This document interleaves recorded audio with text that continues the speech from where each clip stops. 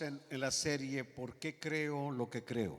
Y el día de hoy quiero pedirles mucha atención sobre este tema, porque hoy vamos a hablar ¿por qué creo en Cristo? ¿Por qué creo en Cristo? ¿Por qué no en Confucio? ¿Por qué no en Buda? ¿Por qué no en la Virgen de Guadalupe o en San Martín de Porras? ¿Por qué creo en Jesucristo? Colosenses capítulo 2, versículo 9, 2:9 de Colosenses. Este es un versículo muy maravilloso, donde el apóstol Pablo dice: porque en él habita corporalmente toda la plenitud de la deidad. Lo leemos una vez más: porque en él habita corporalmente toda la plenitud de la deidad. Sea el nombre de nuestro Señor Jesucristo glorificado, honrado y bendecido por siempre.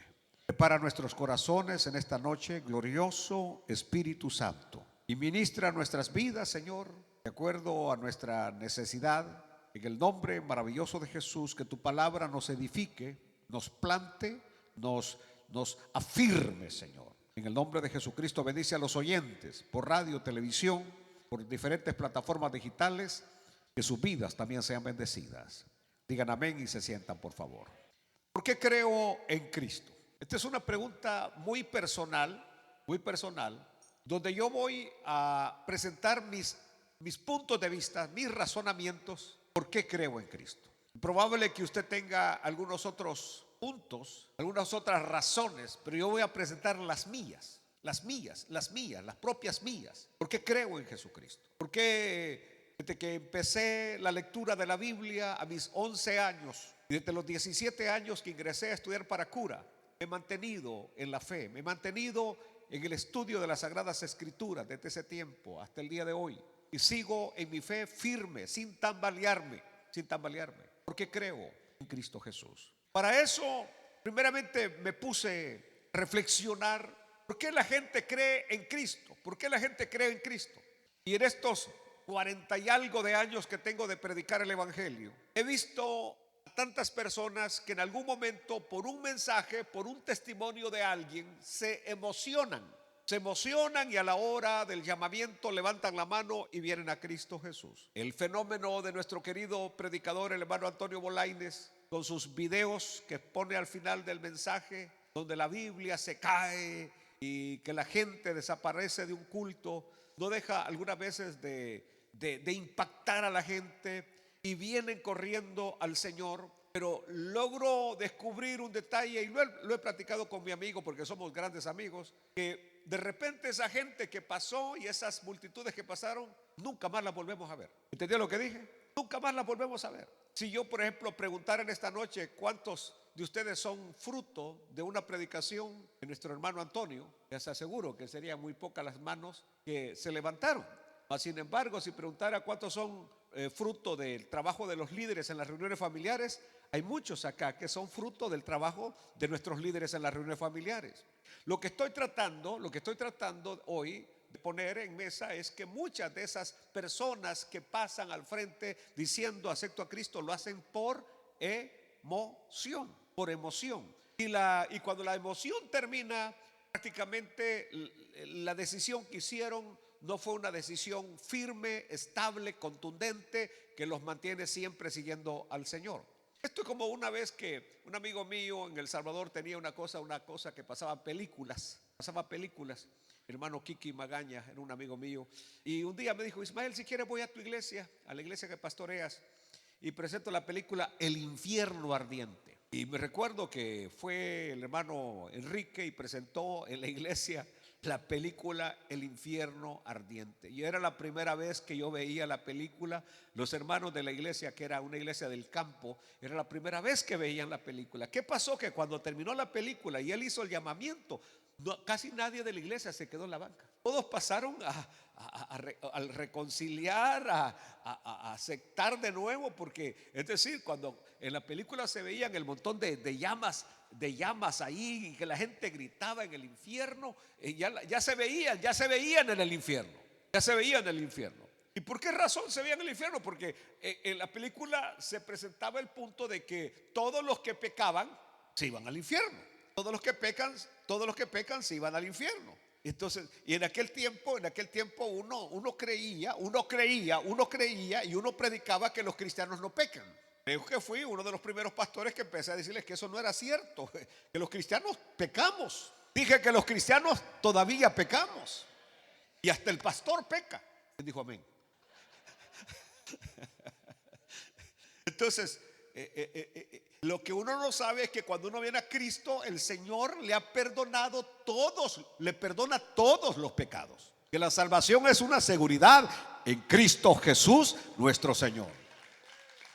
Bueno, lo que estoy diciendo es que ¿por qué creo en Cristo? Algunos creen por emoción, otros creen simplemente porque allá en el corazón hay un deseo de creer en algo y terminan creyendo, pero no hay esa convicción, esa situación de que yo creo en el Señor, porque lo que quiero hoy presentar en esta noche es que la vida eterna no depende si creo en Confucio, en Buda, en Lao Tse o en cualquier otro personaje histórico de religión, sino que la vida eterna depende de quién es Cristo para mí. ¿Quién es Cristo para mí? ¿Quién es Cristo para mí? ¿Quién es Cristo? Es decir, para mí usted es mi hermano en Cristo, amén, lo amo, pero lo importante en mi vida es quién es Cristo para mí. ¿Entendió? De allí depende la vida eterna. ¿Quién es Cristo? Es decir, que la gente le diga lo que quiera decirle, que lo señale, etcétera, etcétera. Pero lo importante es que usted tenga la certeza de quién es Cristo para usted. Aleluya, aleluya. Bueno, ¿saben ustedes que el cristianismo, si le queremos llamar religión, y que en el mundo secular, humanista, el cristianismo también se le llama religión, se basa en evidencias históricas? Parece que no se oyó lo que dije. Evidencias históricas. La Biblia nunca nos llama a una fe ciega. Jamás. Mi fe no es una fe ciega. Yo no sigo a alguien a tientas. No, yo estoy seguro en quien he creído, el cual puede guardar mi depósito para aquel día. Así lo decía Pablo. Sé en quién he creído. Mi fe no es ciega. Aleluya. ¿Y por qué usted hace esto? No, porque todos lo hacen. ¿Y por qué levanta las manos? Porque todos lo hacen. ¿Y por qué esto? No. Mi fe no es ciega. Aleluya. Y la Biblia, la palabra del Señor, nunca nos llama a una fe ciega, sino en la fe en aquel, es decir, o más bien en aquello que ha sido establecido por las evidencias. A eso me llama la Biblia. Poner mi fe en aquello que ha sido establecido por las evidencias. Esa fe. Lo que estoy diciendo es que las evidencias que existen con respecto a Jesucristo son absolutamente abrumadoras. Oiga, ese es el término que estoy usando. Las evidencias que existen acerca de Jesucristo son absolutamente abrumadoras. Nadie puede descreerlas, nadie puede ignorarlas, porque ahí están las evidencias que Jesucristo fue real y es real. Alaben a Dios en esta noche. Ahora bien, existe un gran conflicto entre la fe y la incredulidad. Existe un conflicto entre la fe y la incredulidad. En otras palabras, lo que quiero decir es que hay un conflicto entre los que creemos en Cristo y los que no creen en Jesucristo. Y uno puede pensar que los que no creen en Jesucristo, si uno les presenta los argumentos para que crean, los razonamientos, van a creer. No es cierto. Jamás aquel que tiene la mente cerrada va a terminar creyendo en Jesucristo. ¿Por qué? Porque los incrédulos, ellos raras veces aceptan las evidencias que les presentamos acerca de nuestro Señor Jesucristo. Ellos tienen la mente entenebrecida, mente reprobada, dice la Biblia. El incrédulo tiene la mente reprobada, una mente en enemistad contra Dios.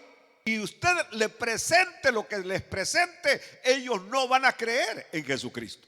Porque esto hay que discernirlo espiritualmente. ¿Y quiénes son aquellos que pueden discernir esto espiritualmente? Aquellos a los que el Padre elige para revelarles la verdad acerca de su Hijo Jesucristo. Quiero que entiendan esta verdad.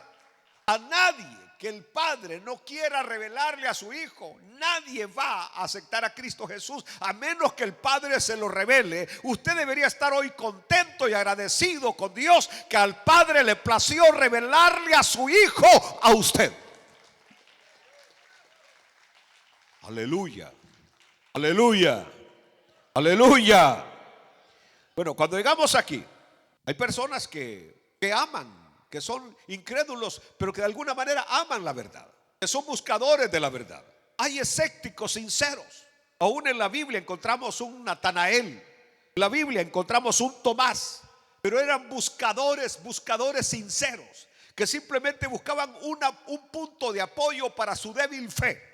Y eso es lícito cuando uno busca puntos para apoyar su fe débil. Muchos de nosotros, inclusive ya como cristianos, de repente viene y nos asalta la duda, pero en la palabra del Señor encontramos puntos contundentes y firmes para que nuestra fe débil pueda de nuevo a fortalecerse y seguir adelante en el camino del Señor. ¡Gloria a Dios! Hay personas, por ejemplo, que han tenido una fe fuerte y de repente, por ejemplo, pasa una tragedia en la familia. La mamá se enferma y termina muriendo. El papá muere en un tiroteo. Y la gran pregunta que nosotros nos hacemos entonces en ese momento es: ¿dónde estaba Papito Dios? ¿Por qué Papito Dios no hizo nada por mi mamá que se murió de cáncer? ¿Por qué Papito Dios no hizo nada con mi papá que fue herido de bala mortalmente y murió? ¿Dónde estaba? Y entonces, y especialmente si usted en ese momento que le pasó eso, usted estaba en la iglesia, usted estaba alabando a Dios, usted estaba glorificando a Dios, cuando le cae el mensaje que algo ha sucedido, que algo, una tragedia ha llegado a su familia, su fe decae, su fe se viene para abajo. Y a no ser que usted entienda que el Dios que está en los cielos es un Dios soberano y un Dios que maneja los tiempos, y que Él todo lo que permite es para bien nuestro. Aún esas cosas que aparentemente nosotros las vemos como negativas o contrarias, en los planes de Dios sirven para el bien de la persona. Aleluya. Entonces, cuando nosotros llegamos a comprender eso, nosotros vamos a levantar las manos y vamos a glorificar a Dios por cualquier cosa que pase en nuestra vida. Nada lo vamos a ver negativo, sino que en todo y por todo vamos a bendecir el nombre del Señor. Aleluya. Bueno, Jesucristo, ¿qué puedo yo decir acerca de Él?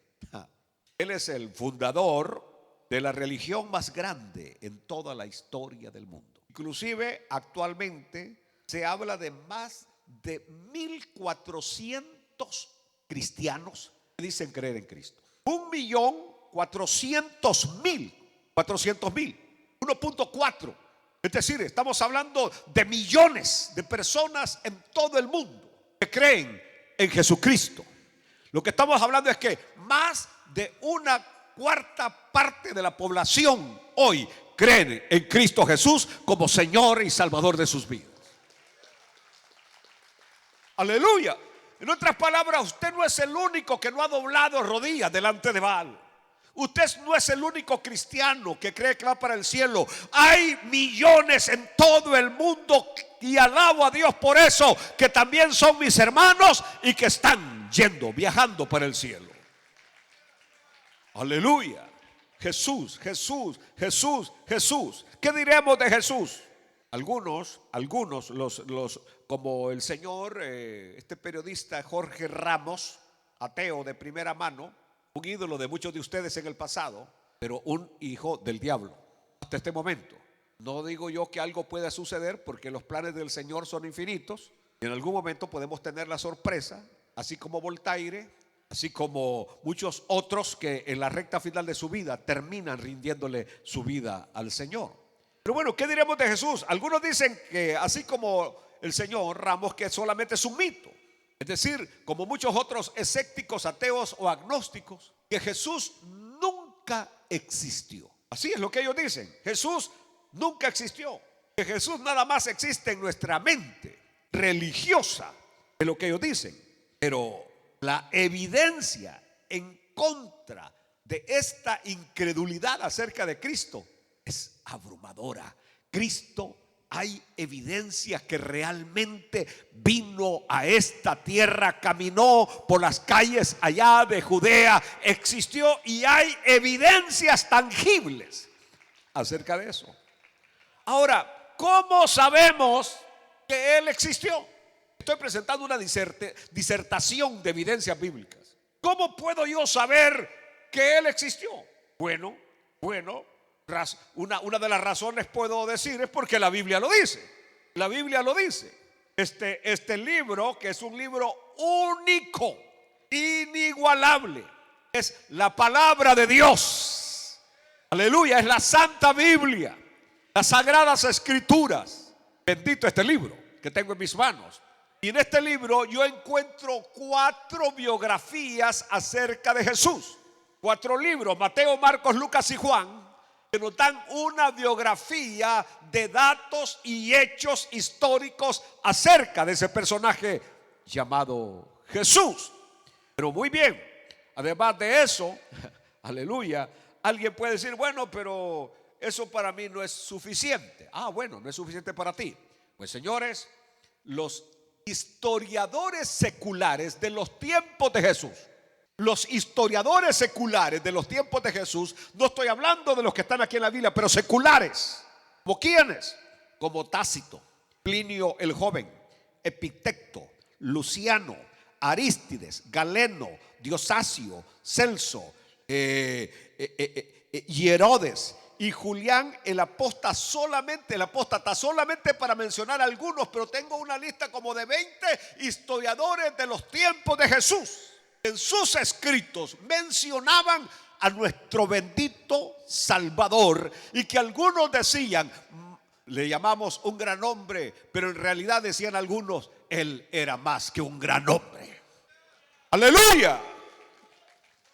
¿Saben ustedes que cuando nosotros, el caso mío que me gusta investigar, hay unos todavía de los escritos que dejó Poncio Pilato, y que lo registran los historiadores romanos? Cuando Poncio Pilato dio su declaración, cuando Jesús fue crucificado, Pilato lo primero que mencionó, lo primero que describió fueron los milagros maravillosos de Cristo. Si ustedes se acuerdan, la misma mujer de él le dijo, no te metas con ese justo. Así le dijo.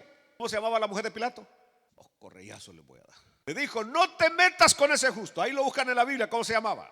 No te metas con ese justo, no te metas con ese justo. ¿Y qué pasó? ¿Qué pasó? Pilato, de alguna manera, ¿por qué razón? Porque ellos conocían de primera mano de un personaje que hacía obras maravillosas que se llamaba Jesús.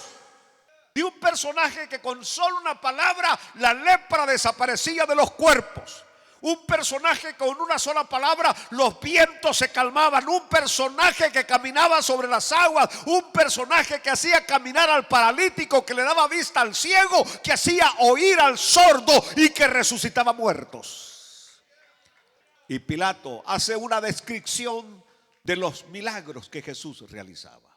Y después de que hace la descripción, cuando está haciendo su reporte y que se lo está enviando al emperador, viene Pilato y afirma, dice, y Herodes, y Arquelao, y Felipe, Anás y Caifás, con todo el pueblo, me lo entregaron, haciendo un gran tumulto contra mí, para que yo lo juzgara. Por tanto, dice Pilato, habiéndolo azotado primero, y no habiendo hallado contra él ninguna causa de malas acusaciones u obras, ordené que fuera crucificado.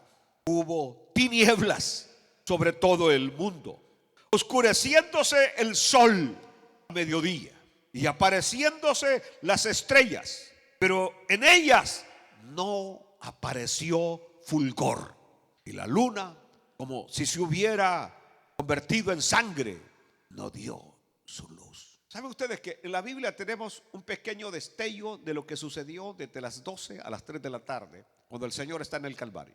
Pero aquí tenemos a un testigo ocular llamado Poncio Pilato.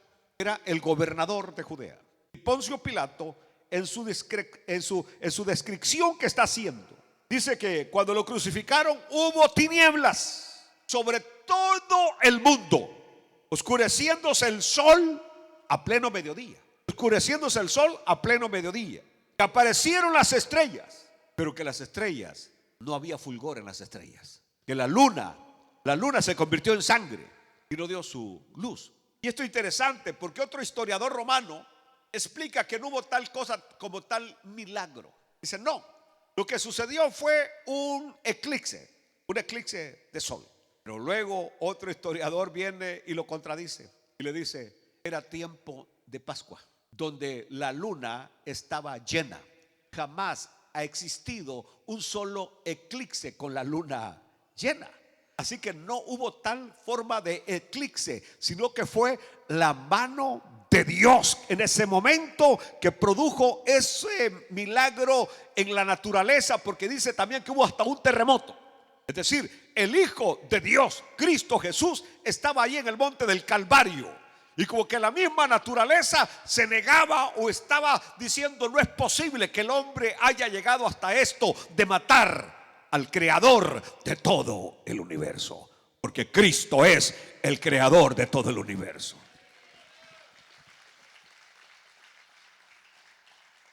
Había otro personaje, otro historiador, que aparece como con el nombre de Plinio el Joven.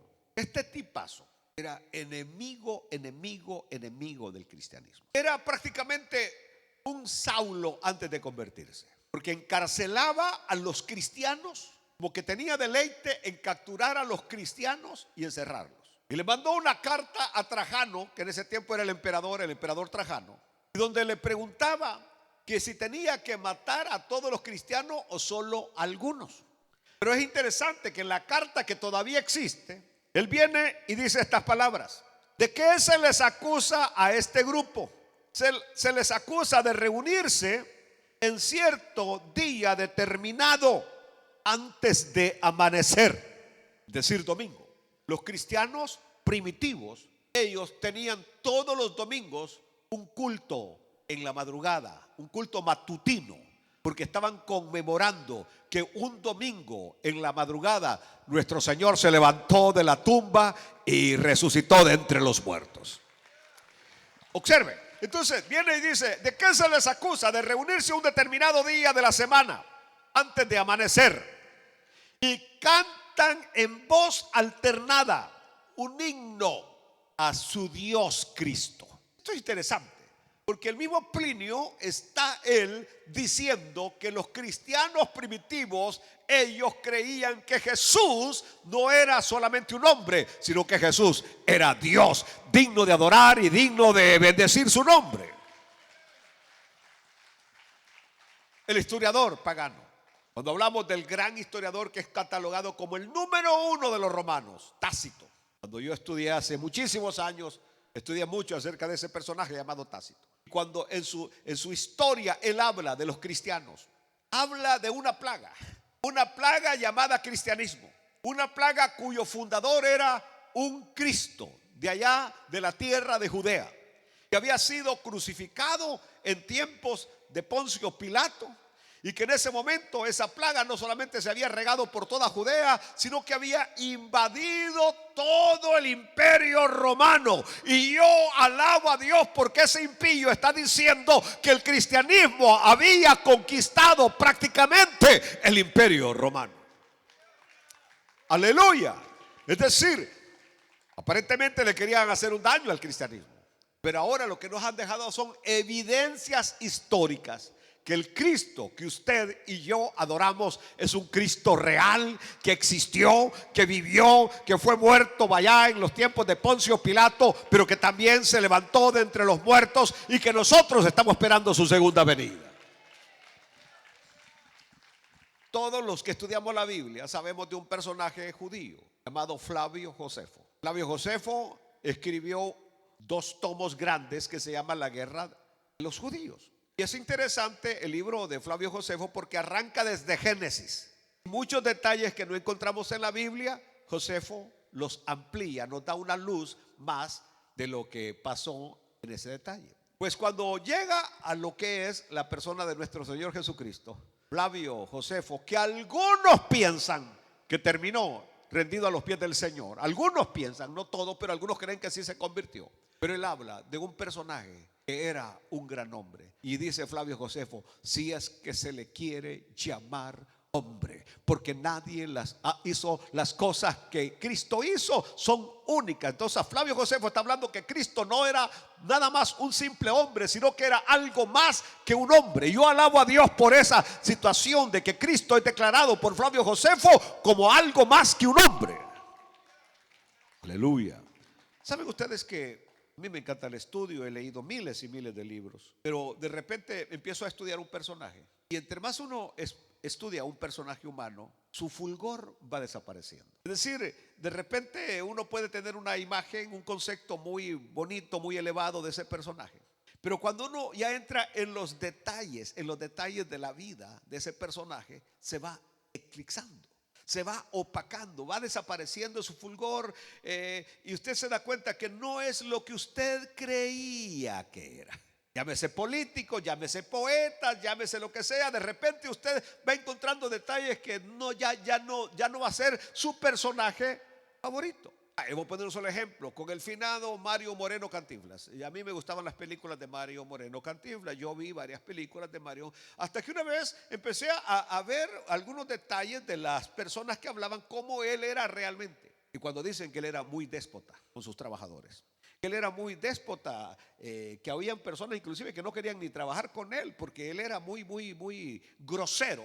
Decir, dije, esta parte no me gusta. Es decir, aparentemente de repente él en sus actuaciones de repente se le ve una finta como de grosero, de áspero, pero dicen que la vida real así era con la gente. Entonces dije, ya, el personaje se fue eclipsando, es decir, su fulgor desapareciendo. Lo contrario es con el personaje llamado Jesucristo. Usted empieza a leer acerca de Jesucristo y cada vez el fulgor de él va aumentando y va creciendo y va creciendo, y usted deja de verlo como un simple hombre, como un simple personaje, y usted estudia a Jesús, comienza como escéptico, comienza como ateo y termina de rodillas diciéndole, verdaderamente sé quién eres, el Hijo de Dios. Hasta los demonios confiesan que Jesús es el Hijo de Dios. Y si no, veamos cuando Jesús fue a la tierra de Gadara y aquellos salieron y le dicen, ¿por qué vienes a atormentarnos antes de tiempo? Los mismos demonios sabían quién era Jesús. ¿Por qué vienes a atormentarnos antes de tiempo? Sabemos quién eres. Eres el Hijo de Dios. Aleluya, aleluya. Por eso uno debe tener cuidado, porque ¿se acuerdan ustedes aquella pitonisa del capítulo 17 del libro de los Hechos? Que salía y decía, estos hombres, hablando de Pablo y de Bernabé, son hombres de Dios que les enseñan, les predican la palabra de Dios. Y todos los días salía como para levantar la pitonisa, la que tenía el espíritu del diablo adentro. Y vino Pablo un día, le dijo, no, usted sale ya de esta mujer. Y ya le dijo Pablo. Y como Pablo no andaba con bromas. No, Pablo no andaba con bromas. Pablo no era que agarraba la Biblia de 20 libras y que te ordeno, hoy te ordeno que te vas, y le pegan unos bibliazos a uno en la cabeza. Y, Dios mío, que lo deja más enfermo de cómo uno estaba antes, ¿no? Entonces, no, Pablo simplemente usaba la autoridad que Dios nos ha dado, porque estas señales seguirán a los que creen en mi nombre, echarán fuera demonios, pondrán las manos sobre los enfermos y sanarán, y si tomaran cosas mortíferas no les hará daño. Aleluya. A mí ni la leche vencida me cae mal. Hay veces que digo, uy, esta leche ya se venció 3 días. Señor, en tu nombre. Y no me hace daño. ¿Entendió? Ustedes conocen parte de mi historia. A mí me quisieron embrujar, me han querido embrujar no solo una vez. Y por eso le digo, ni lo intente, porque no le va a funcionar. Nosotros estamos blindados por el poder de Dios, la sangre de Cristo, el Espíritu Santo que está alrededor de nosotros. Nadie nos puede tocar, somos intocables. Dice la Biblia que Él ha puesto un cerco alrededor de nosotros, un vallado alrededor de nosotros. Aleluya, aleluya.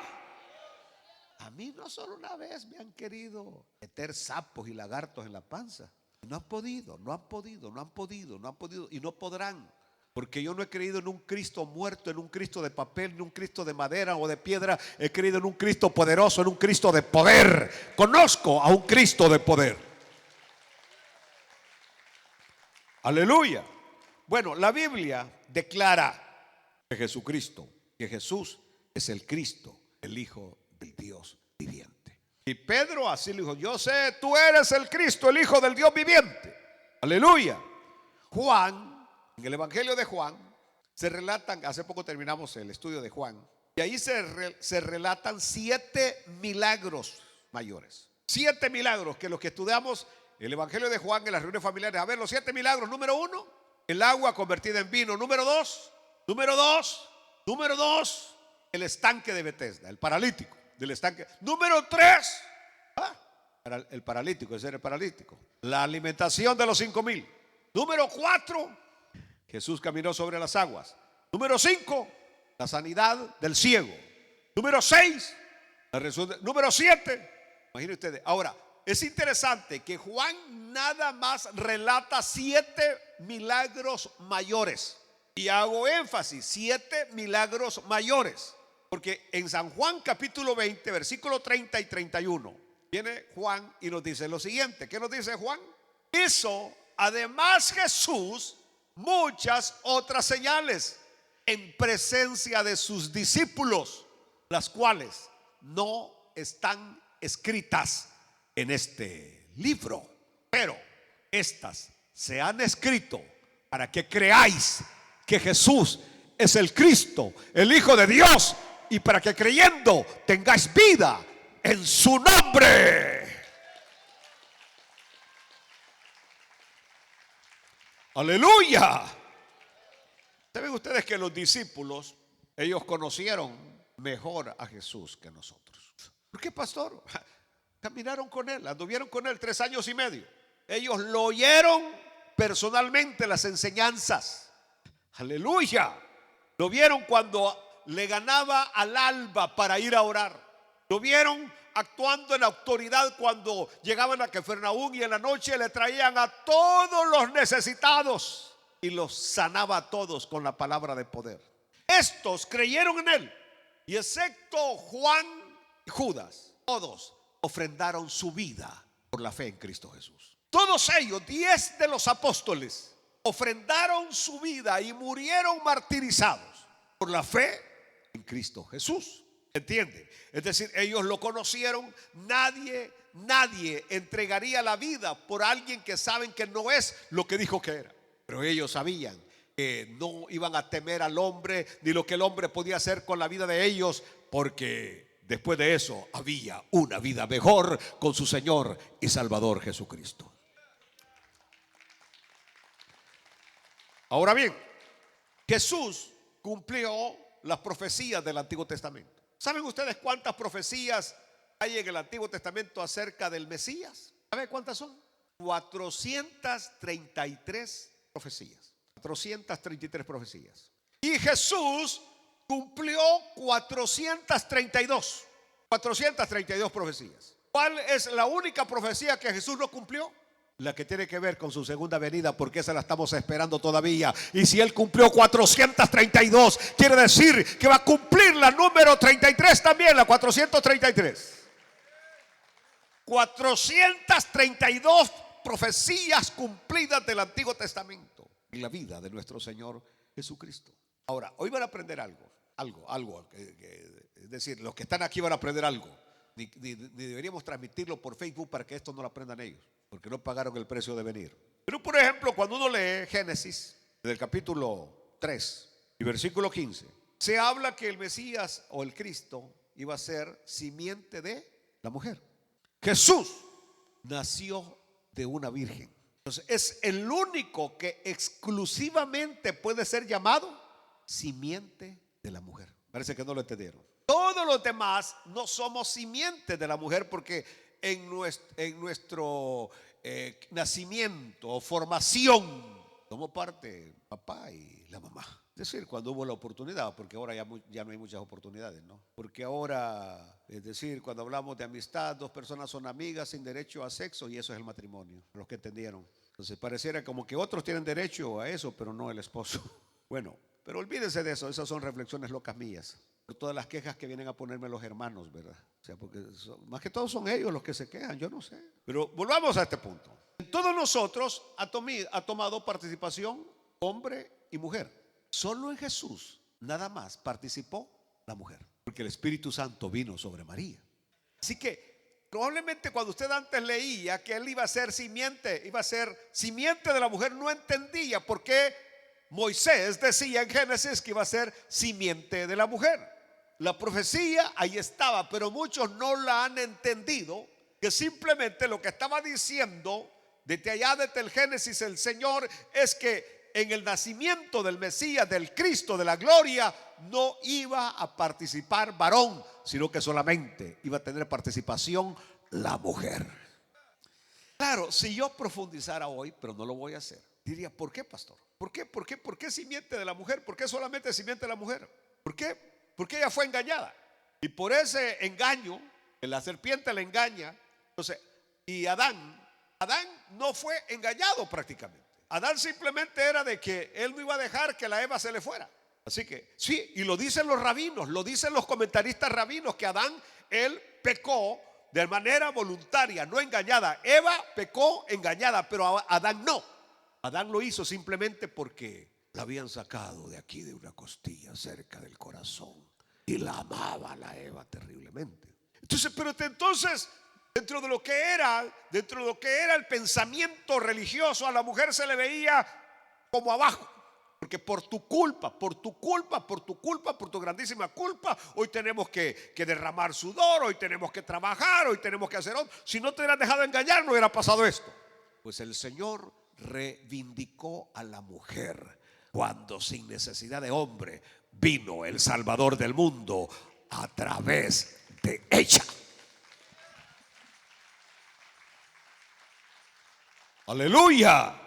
Así que nació de una virgen, el único que fue exclusivamente simiente de la mujer. Ahora, ¿saben ustedes que esas profecías se dieron aproximadamente 1500 años antes de Cristo, en los tiempos de Moisés? Porque Moisés escribe Génesis. Así que las profecías de que iba a ser simiente de Sem, simiente de Abraham, simiente de Isaac, simiente de Jacob, simiente de David. Aleluya. ¿Cómo es posible que todo esto se cumplió al pie de la letra? Al punto que a nuestro Señor le decían: hijo de Abraham, hijo de David, ten misericordia de mí. Aleluya, aleluya. Bueno, pero algo más, porque ya nos vamos. Jesús reclamó ser el Hijo de Dios. Allá en el templo, cuando lo llevan a presentar a la edad de 12 años, cuando Jesús ya va a pasar de niño a adulto, y que para ese tiempo tenía que saberse toda la Torá de memoria. Para ese tiempo se tenía que saber la Torá de memoria, los 5 libros de la ley. Cuando Jesús llega al templo, y es interesante la historia bíblica porque nos da una gran lección, porque María y José, o José y María, ya iban de regreso para Nazaret. ¿Cuántos días habían caminado? 3 días. Y no se habían dado cuenta que Jesús no iba con ellos. Aleluya. Y cuando de repente empiezan a darse cuenta que Jesús no va con ellos, empiezan a buscarlo con los familiares, y Jesús no estaba con los familiares. Empiezan a buscarlo con los amigos, y Jesús no estaba con los amigos. Así como muchos que piensan que Jesús va con ustedes y no va con ustedes. Lo han dejado atrás hace tiempo. Y entonces en ese momento María y José se tienen que regresar a Jerusalén, a donde habían dejado a Jesús. Y lo buscan. Y Jesús no estaba en el parque, ni estaba donde vendían aquellos algodones dulces o las piernas de pavo. No lo hallaron tirando agüita con pistolitas de plástico ahí para ganarse cositas en los jueguitos. No, lo encontraron en el templo. Y lo encontraron enseñándole a los doctores de la ley. Alaban a Dios por eso. Ahí lo encuentran. Y entonces viene María y le dice: hijo, nos tenías preocupados. Aleluya. ¿Por qué nos has hecho esto? La respuesta de Jesús es contundente. Y él afirma ahí: en los negocios de mi Padre, ahí me conviene estar. En los negocios de mi Padre, ahí me conviene estar. Ahí Jesús reclamó ser el Hijo de Dios. En Lucas capítulo 2, versículo 80 y creo que es 39. Así, ahí es cuando le dice a los padres. Entonces les dijo: ¿por qué me buscabais? ¿Por qué me buscabais? ¿No sabíais que en los negocios de mi padre me es necesario estar? Ahora pasemos a Juan capítulo 10, versículo 30, donde Jesús reclama ser el Hijo de Dios. Dice Jesús, escúchenlo, díganlo a la par mía: yo y el Padre uno somos. Glorifiquen a Jesús. Dice: entonces los judíos volvieron a tomar piedras. Entonces los judíos volvieron, es decir, no era la primera vez que agarraban piedras contra Jesús, para apedrearle. Jesús les respondió: muchas buenas obras os he mostrado de mi Padre. ¿Por cuál de ellas me apedreáis? Oiga, le respondieron los judíos diciendo: por buena obra no te apedreamos, sino por la blasfemia, porque tú, siendo hombre, te haces Dios. Jesús era Dios, Jesús es Dios y Jesús siempre será Dios. En Marcos capítulo 14, versículos 61 y 62. Mas él callaba y nada respondía. El sumo sacerdote le volvió a preguntar y le dijo: ¿eres tú el Cristo, el Hijo del bendito? Y Jesús le dijo: yo soy. Y veréis al Hijo del hombre sentado a la diestra del poder de Dios y viniendo en las nubes del cielo. Por eso cuando Esteban lo estaban apedreando, Esteban está siendo apedreado, y dijo Esteban: veo los cielos abiertos y al Hijo del hombre, a Jesús, a la diestra del Padre. ¡Aleluya! Este sumo sacerdote infeliz que golpeó a mi Señor en el rostro, o el siervo más bien de él, golpeó a mi Señor en el rostro, cuando lo vea sentado a la diestra del Padre, este va a temblar. ¡Aleluya! Muy bien. Ahora, la forma de enseñar de Jesús. La forma de enseñar de Jesús. Allá en San Juan capítulo 7, versículo 45, 46. Dice que mandaron a unos alguaciles. Este es uno de los pasajes que más me encanta de la Biblia. Porque mandan a los alguaciles a apresar, a capturar a Jesús, a arrestar a Jesús. Y ellos terminaron siendo arrestados por Jesús. Los mandan a arrestar a Jesús y cuando llegan, Jesús está enseñando. Y entonces le dice uno al otro: ¿sabes qué? Esperemos que termine. Aquí esperémonos, aquí a la par de este poste. Ahí dejémoslo que hable. Y ahí están los dos alguaciles. Cuando de repente la atracción del gran imán los fue, que se iban acercando poco a poco, poco a poco, poco a poco, poco a poco. Y terminaron escuchando al gran maestro. Y de repente se van. Y cuando llegan allá, están esperando que ellos lleguen con Jesús bien amarrado. Dice, y Jesús, dicen ellos, jamás hemos oído. Ahí está el versículo: jamás hemos oído. Los alguaciles vinieron a los principales sacerdotes y a los fariseos, y estos les dijeron: ¿por qué no le habéis traído? Los alguaciles respondieron: jamás hombre alguno ha hablado como este hombre.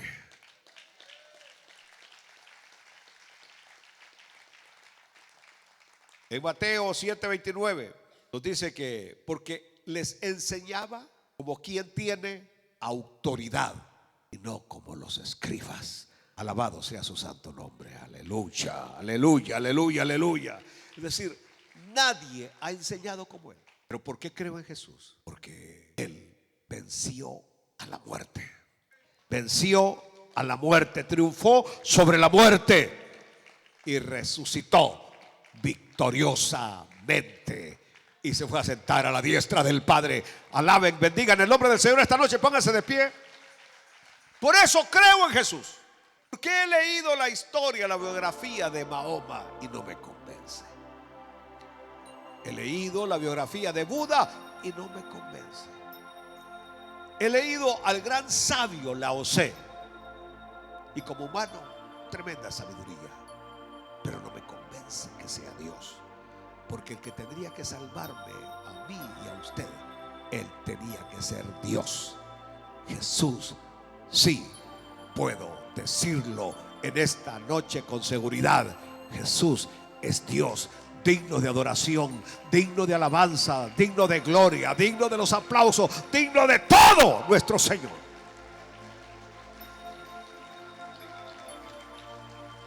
Aleluya.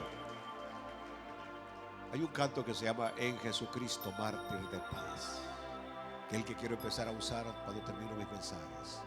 En Jesucristo, mártir de paz, donde las almas hayan solaz espiritual. ¿Hay alguien en esta noche que le quiera rendir su vida al Señor?